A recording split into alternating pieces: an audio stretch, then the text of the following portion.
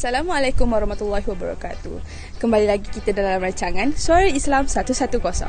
Pada hari ini, saya dan beberapa orang kawan saya ingin mengenal pasti dan memahami dan menghayati apa itu konsep manusia dan Islam.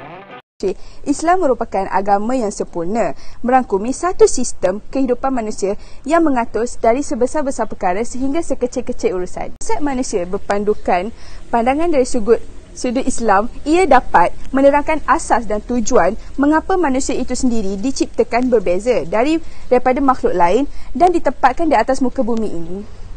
Menurut Muhammad Talib, pemikir barat telah membahagikan definisi manusia kepada beberapa pandangan, iaitu manusia adalah haiwan yang berfikir dengan menonjolkan definisi rasionalnya. Manusia adalah haiwan yang bersifat ramah yang mana menonjolkan naluri interaksinya sosialnya. Manusia adalah makhluk yang datang daripada langit, iaitu Adam telah termakan pujukan syaitan sehingga dicampakkan di atas muka bumi ini. Dan yang terakhir, manusia adalah haiwan yang bereksintesi, yang mana manusia ditakrif berdasarkan kepada teori revolusinya. Berdasarkan pandangan Islam mengenai konsep manusia dapat difahami dan dihayati bahawa seorang manusia itu diciptakan bukan atas dasar suka-suka, malah ia adalah untuk beribadah dan menjadi khalifah Allah di bumi. Sesungguhnya, setiap ciptaan Allah itu mengandungi hikmah dan asbab kejadiannya. Seandainya seorang manusia sedar menghayati dan menjalankan tanggungjawab yang bukan hanya tertakluk kepada diri sendiri, bahkan ia juga merangkumi kepada masyarakat, negara dan juga alam semesta, maka dapat disimpulkan bahawa alam ini akan dapat ditadbir dan diurus dengan baik, dan kerosakan di atas muka bumi ini kebiasaannya didalangi oleh manusia tidak dapat dielakkan. Secara khusus, kajian ini bertujuan untuk mengkaji hakikat kejadian manusia dan Islam di muka bumi ini dan mengenal pasti persamaan dan perbezaan antara manusia dengan makhluk lain dari segi pelbagai aspek. Mengenal pasti tujuan penciptaan manusia bagi kemakmuran dan kesejahteraan masyarakat. Dan akhir sekali, mengenal pasti tanggungjawab manusia sebagai khalifah Allah di bumi. Sekarang, mari kita bersama dengan rakan saya, Syahira binti Mihat, bagi sesi soal jawab bersama orang awam.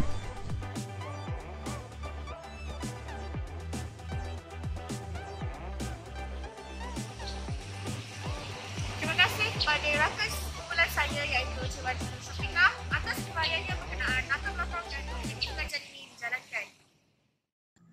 Manusia itu asalnya dari tanah, makan hasil tanah, berdiri di atas tanah, akan kembali ke tanah. Kenapa ia masih bersifat langit? Begitulah petikan kata dari Hamka yang memperlihatkan kepada kita akan sifat manusia yang semakin menangkap langit sehingga terlupa di mana ia berpijak.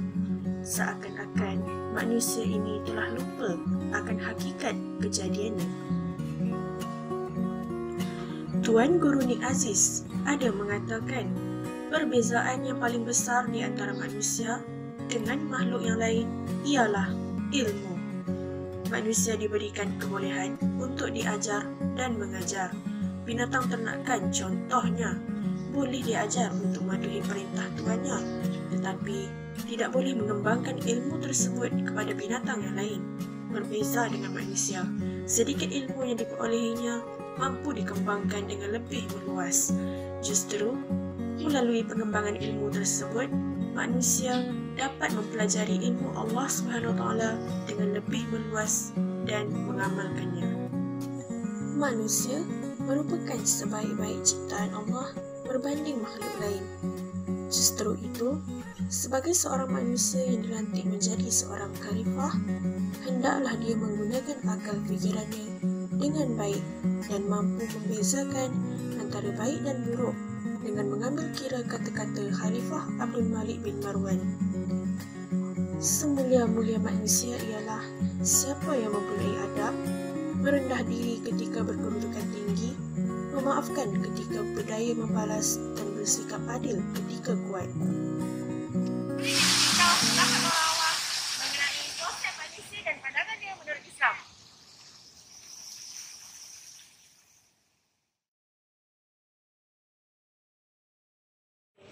Okey, dalam banyak-banyak makhluk Allah, manusia memang diciptakan dengan sempurna daripada makhluk-makhluk lain. Sebabnya dia boleh berfikir dan berakal.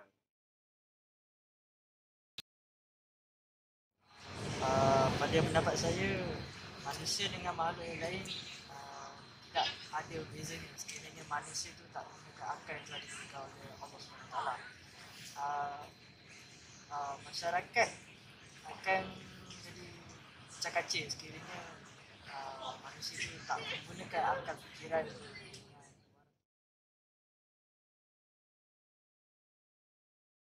Okey, bagi pendapat saya, manusia memang diciptakan bagi tujuan tersendiri dan tidak sesuai.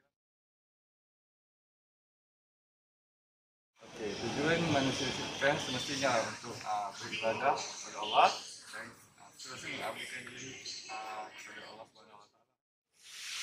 Demikianlah pendapat orang awam mengenai konsep manusia dan pandangannya menurut Islam. Sekian dari saya, Syairah dari lapangan. Ini saya serahkan kepada Nurul Yahaida. Terima kasih rakan tugas saya daripada lapangan, Syahira.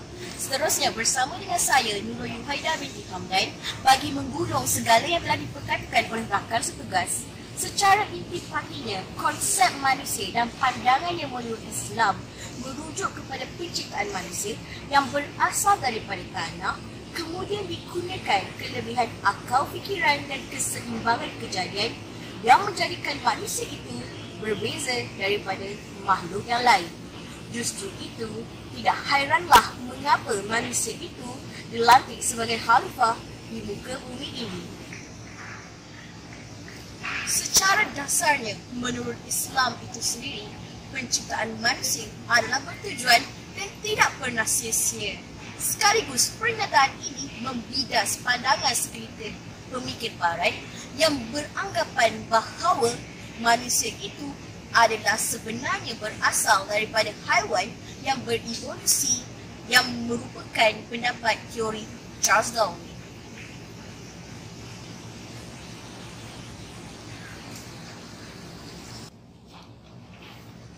Sebagai seorang Muslim, kita menyadari hakikat tujuan penciptaan manusia adalah untuk beribadah kepada Allah yang satu, di samping melaksanakan tanggungjawab sebagai seorang khalifah. Namun, hal yang demikian, hakikat pada hari ini, benarlah kata peribahasa Melayu, sudah terang lagi bersulung. Kebanyakan daripada kita seakan alpa dan hanyut dengan hiburan duniawi yang seakan melalaikan dan lebih mengutamakan urusan kehidupan yang fana ini daripada melaksanakan syariat Islam yang telah Allah tetapkan.